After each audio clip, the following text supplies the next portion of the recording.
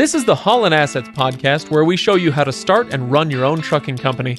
Ever wanted to go out on your own? Follow Chris as he goes through the highs and lows of running on his own authority.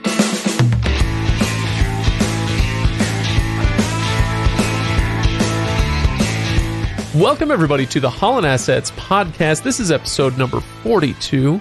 What, Chris, what were you going to say something? You're going to interrupt my intro? No, 42 is just, we're getting up there. I know. We've been doing this for a bit. I'm Craig, and that's Chris. We've been doing this for a hot minute now.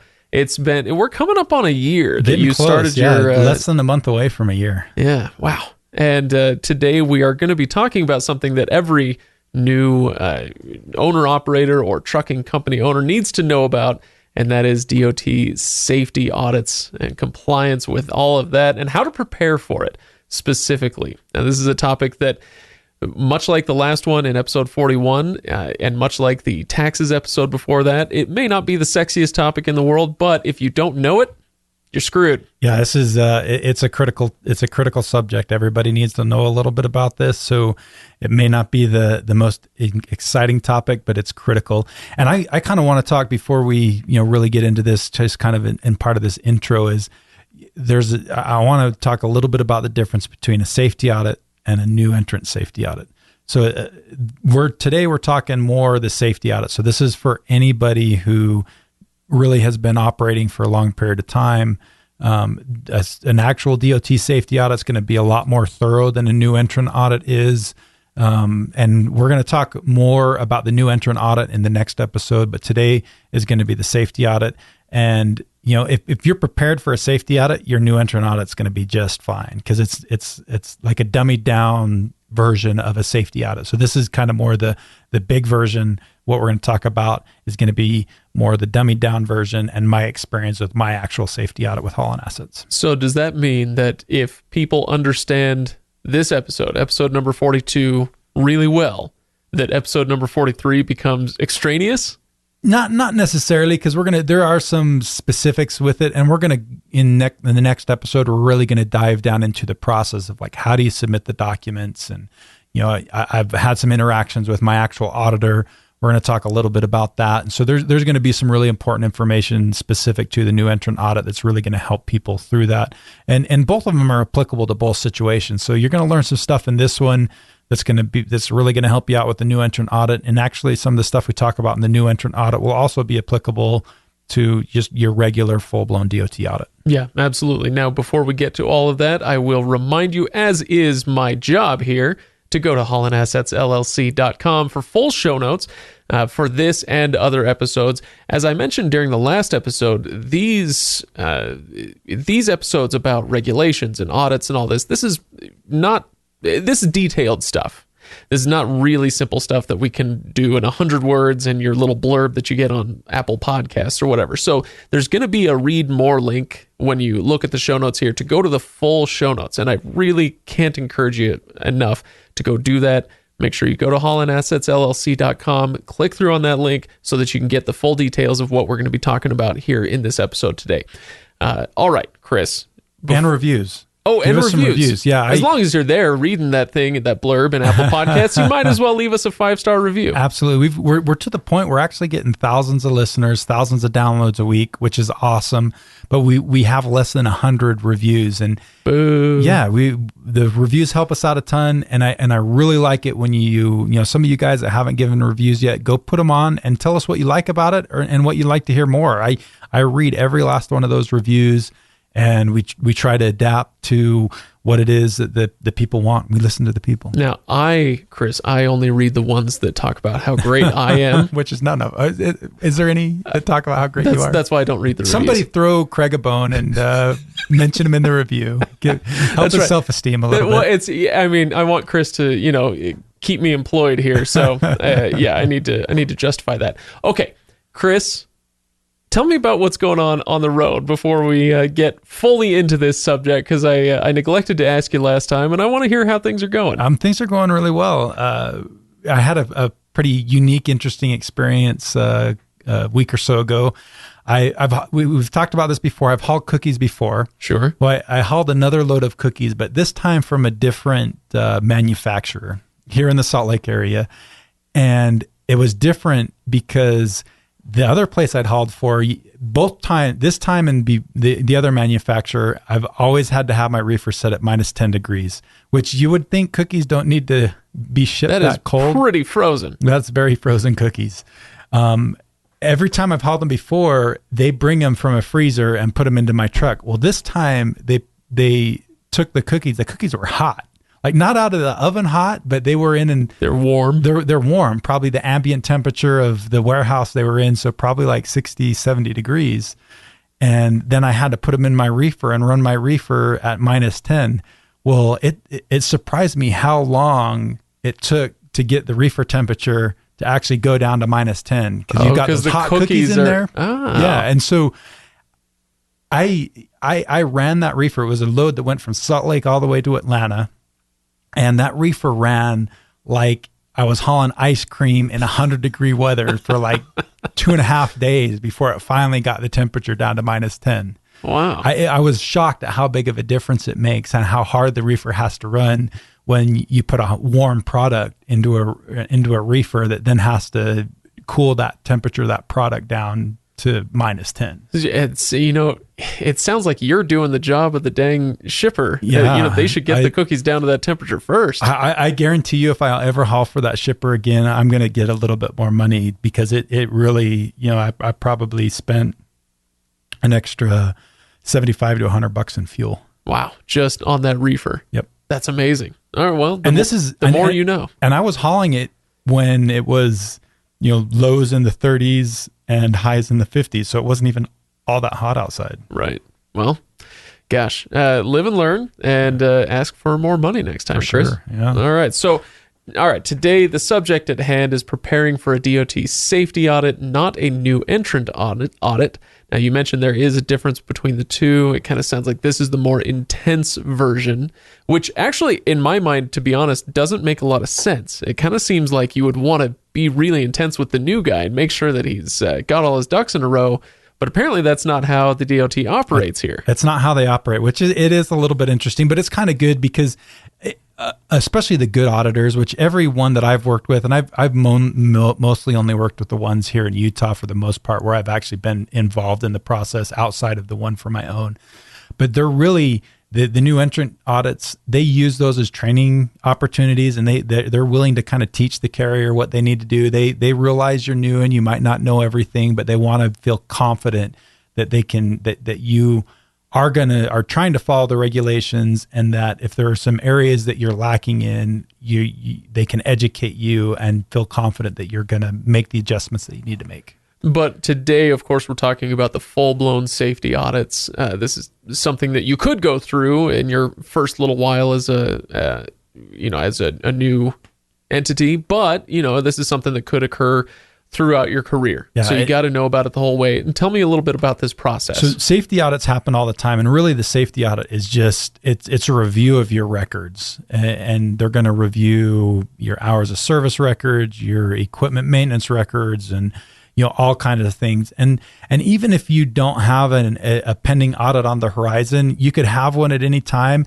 and going through the process of gathering those records, making sure you have everything that you're supposed to have, really is a good way to make sure that you're actually following the regulations. Because if you're doing that record keeping like you're supposed to, that's 90% of the battle right there. You're going to have 90% of following the regulations in the bag and done. And the other 10% really just comes with following the rules, like, not speeding, not breaking traffic rules, following the hours of service regulations, that kind of stuff. So if you're keeping records, following those laws, you're going to be golden when it comes to audits. Right. Now, last time in episode 42, we talked about some different types of audits that you might go through. We've already beat to death the idea of the new entrant audit, and we'll continue to beat that next week.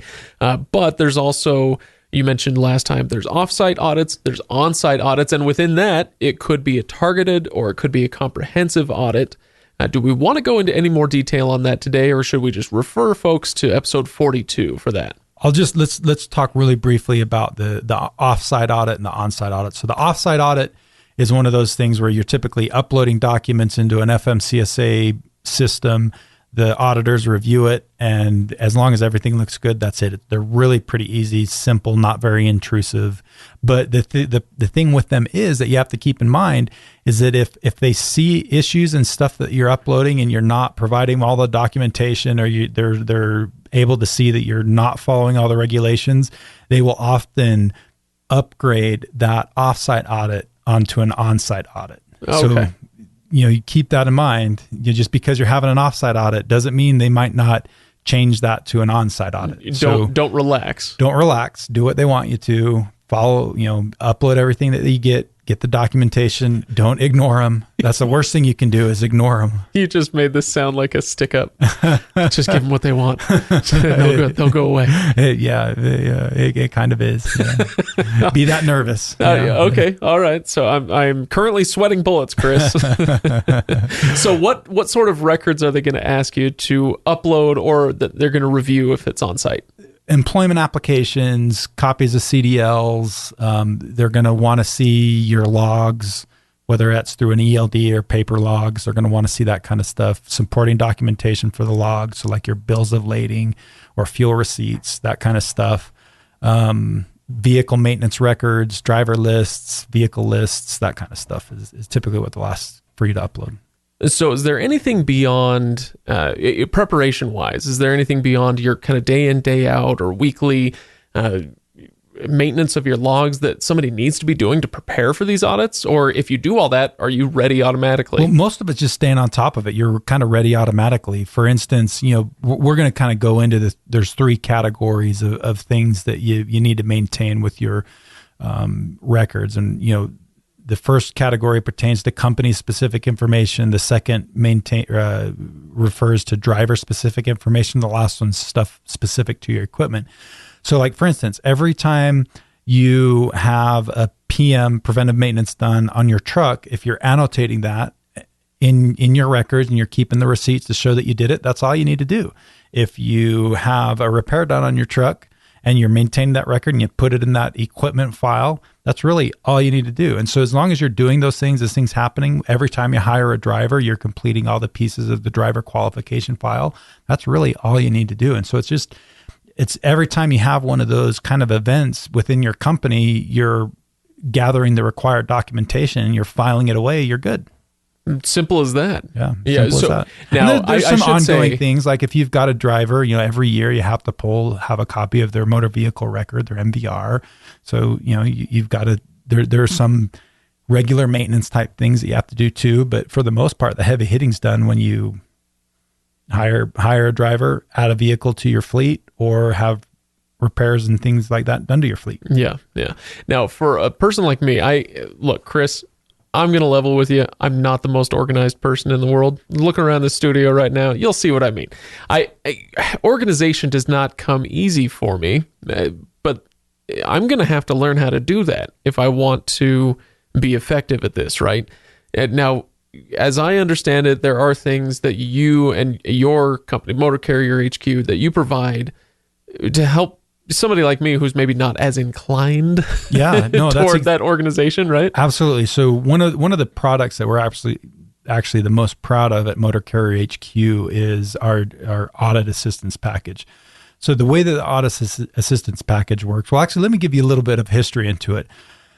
Over the years, years ago, we noticed our clients were having issues with the DOT audits and didn't know what to do or where to start or how to do things. And so we developed a package that follows the DOT auditors' requests of the things that they look for.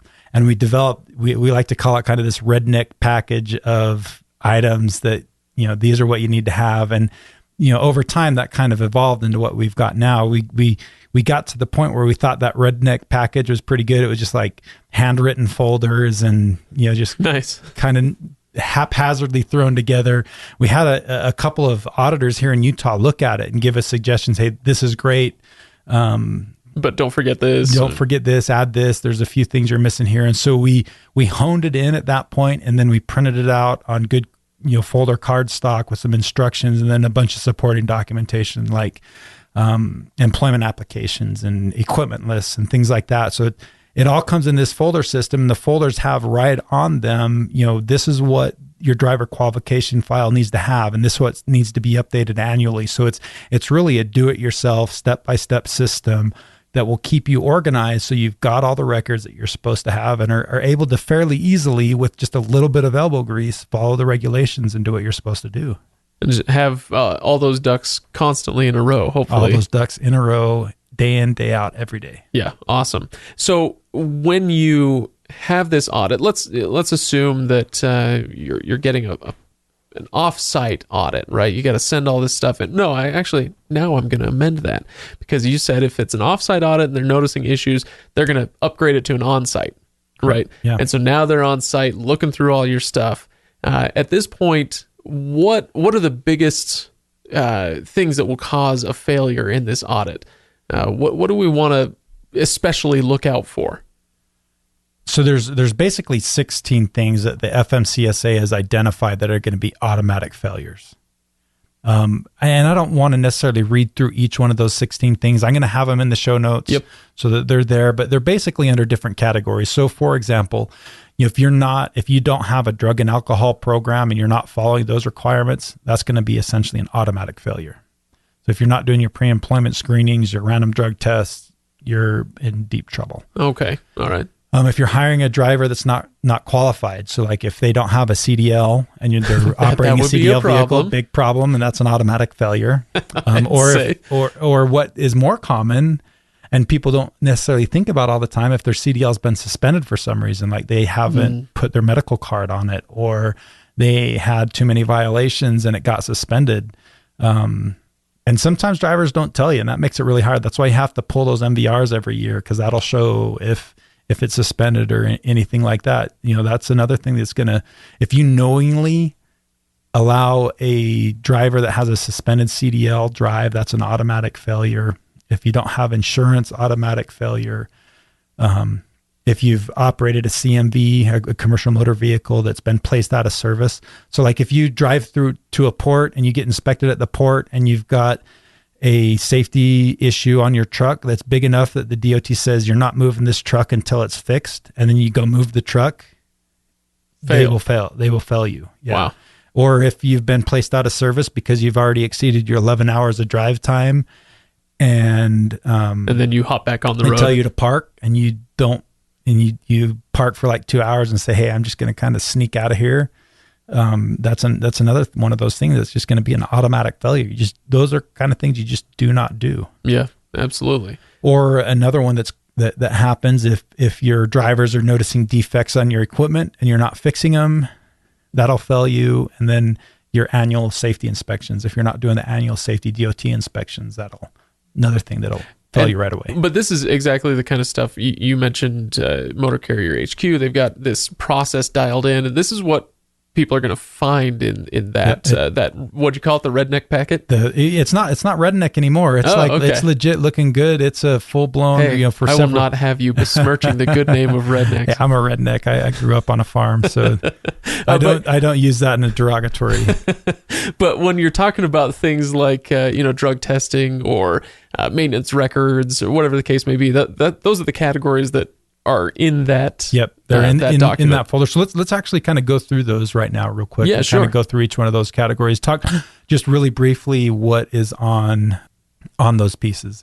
So I mentioned it's 3 categories, right?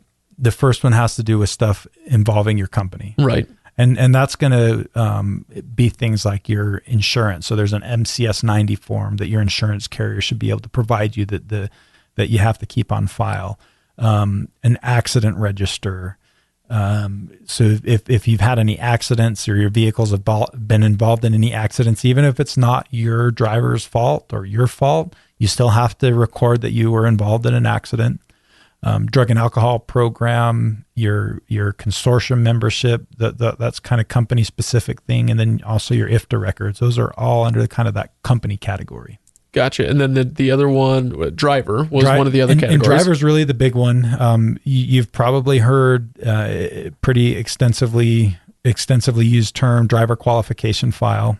So your driver qualification file is going to have everything that shows your driver is qualified to operate this motor vehicle. So things like a copy of their CDL or some kind of driver test to show that they're qualified to drive that commercial motor vehicle, a copy of their motor vehicle record, their MVR, and that has to be pulled every year.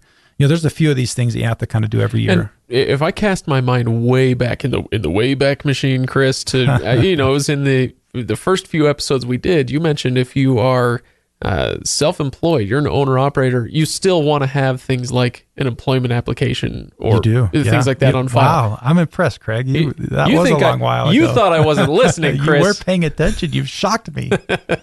We're actually in the next episode going to dive into that a little bit more, because that's actually, when I was talking to my auditor, that's actually one of the more common issues he sees in the new entrant audit is owner operators not considering themselves like a driver as employees. We'll dive into that a little bit deeper. Okay, all right. But the third category you mentioned, we've talked about the company, the driver, and then the equipment, the truck and the trailer, right? Yep. So you've got to maintain a list of all the equipment that you've got on hand, and then basically their maintenance records. And the maintenance records, from what I've seen in audits, they don't have to be extensive. It just has to show that when your drivers find issues in their daily inspections, that they're getting repaired, and that you can provide documentation to show that they're repaired, either a receipt for a part being purchased, or a receipt at a shop that you took it to, or that item got fixed and resolved, that you're rotating the tires out or changing your tires out when they get worn to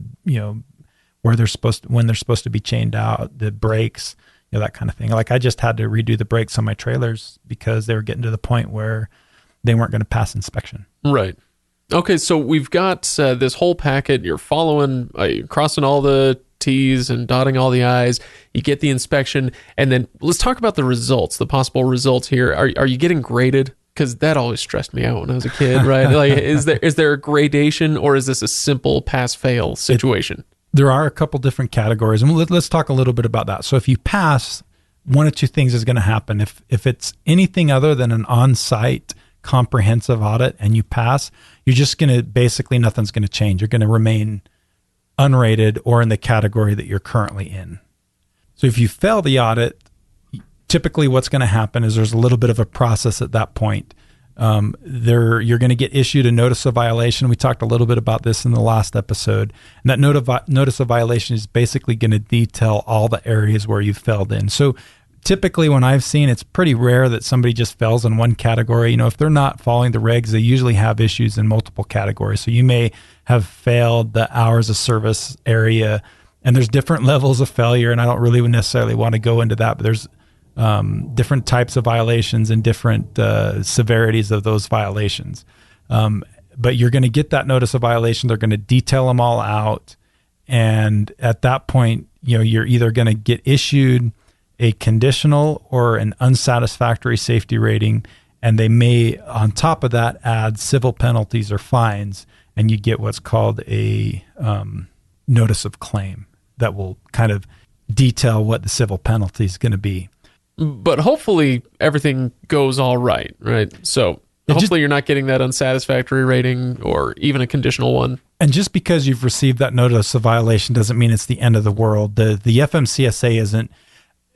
I've only seen it one time in my entire career where the FMCSA has gone in and essentially done a safety audit and done what I think if I remember right, they say they list you as an imminent hazard and shut you down immediately. I've only seen that happen one time, and it was on a passenger carrier, not a cargo carrier. Oh, really? It's really rare. I mean, you have to be doing really bad stuff to have that happen. Okay. So, usually that's encouraging. It is encouraging. Even when you get that notice of violation, it's not the end of the world. The DOT and the FMCSA is going to give you some time to kind of fix the problems. And it may be too late to end up with a satisfactory or an unrated rating at the end of it. You may end up with a conditional rating, but except for in the most egregious situations, you're going to be able to at least walk out of it with a conditional rating. But to get to that point, you may have to do, like we talked in the last episode, either the corrective action plan, the CAP, or you're going to have to do a safety upgrade request, especially if they come back and they issue that notice of violation in there, say that we propose that you be given an unsatisfactory safety rating. They're going to give you a certain amount of time period to essentially kind of appeal that to a certain extent. it's not really an appeal, but it's basically the same thing. They're going to give you time to do that safety upgrade request. And we talked a little bit about the repentance process last time. Right. Getting religious on everybody here. Yeah. You have to tell them what you've done wrong, why you did it, how you're going to fix it, how you're going to prevent it from happening again. Once you kind of go through that whole process for each one of your violations, provide them documentation so that they feel warm and fuzzies that you actually do have your stuff together and you're going to be able to resolve those issues and prevent them from happening again. They will, instead of giving you the unsatisfactory safety rating, they'll give you a conditional. Gotcha. And don't even think about trying to buy an indulgence, because that's called a bribe. Don't do that. So little medieval Catholic humor for you there, Chris. I have actually seen somebody try to do that before. No, really? Yes, it does. Do not do that. It does not work. Didn't go down so well. It didn't go down so well. Yeah. And another thing to keep in mind, you can't be given like a proposed unsatisfactory rating and think that you can, shoot up to satisfactory. Yeah, you can't dazzle them with your knowledge of the regs and how you're going to fix everything and make it better. You can't skip steps. So if they say proposed unsatisfactory, the best you're going to get is conditional. Then you do that, and then you have to go through another DOT audit to go from conditional to satisfactory. So it's a multi-step process if you get to that point. Gotcha. But we help people through that process all the time. We see it happen, and it's very possible. It's one of those things. It takes time and it's going to take effort. That's why I say time and time again, an ounce of prevention is worth a pound of cure. Because if you get to that point where you've got a notice of violation and a proposed unsatisfactory rating, it's a lot of effort to get up to the satisfactory rating, and it takes. You're talking a year plus process. That's what I was just going to ask. So it's a year plus process to get that satisfactory. So what, 6 months between inspections? Between each one, yep. Wow. Okay. Well, so I hope that the lesson everybody takes from this is to prevent. Absolutely. And so I know it kind of sounds like a little bit of a hard sell, and that's not quite what we mean to do here. But when we keep bringing up this, whatever we want to call it, the redneck packet or whatever from Motor Carrier HQ, we're bringing it up for a reason. It's that this prevention that we're talking about is extremely important to you and your company, to not just staying afloat, but thriving, and making sure that you can continue to increase not just your experience, but the rates that you're able to charge and the type of cargo that you're able to haul and all of that stuff. This all feeds into not just keeping the monkeys off your back, but it's about bettering your business and making sure that you can continue to grow and that this doesn't become a roadblock, right, Chris? Absolutely. Yep. It's easy to stay on top of, relatively easy. You stay on top of it, and you'll save yourself a ton of pain and heartache later on down the road. Very good. Well, thanks to everybody for listening, and I hope you have gotten something out of the last episode and this one. We've got one more for you. It's going to be talking about entrant audits. And it is going to be especially important, of course, to new authorities out there. So make sure you stay tuned for that. And if you have not yet done so, subscribe to this podcast on your favorite podcatcher, or whatever they're calling them these days. Go to Apple Podcasts and give us a review if you haven't yet done so. And tell your friends about us. If you appreciate what we do, if anything that we've done in these last 43 episodes has helped you out, we would appreciate your referral to those others that you drive with, work with, talk to at the truck stop, whatever the case may be. Let them know that we're out here. We want to be a resource for everybody. Yeah, and you know what's kind of funny is you don't even use an Apple iPhone. I'm holding and you don't use iTunes. I have an iPad in my hand right now. I don't need to use an iPhone. But you use an Android phone, so you're like, you're confused. You don't know which way to go. You're kind of... I see clearly, Chris. Yeah. I don't know. I kind of feel like you're like a confused little child. You can't decide which path to go.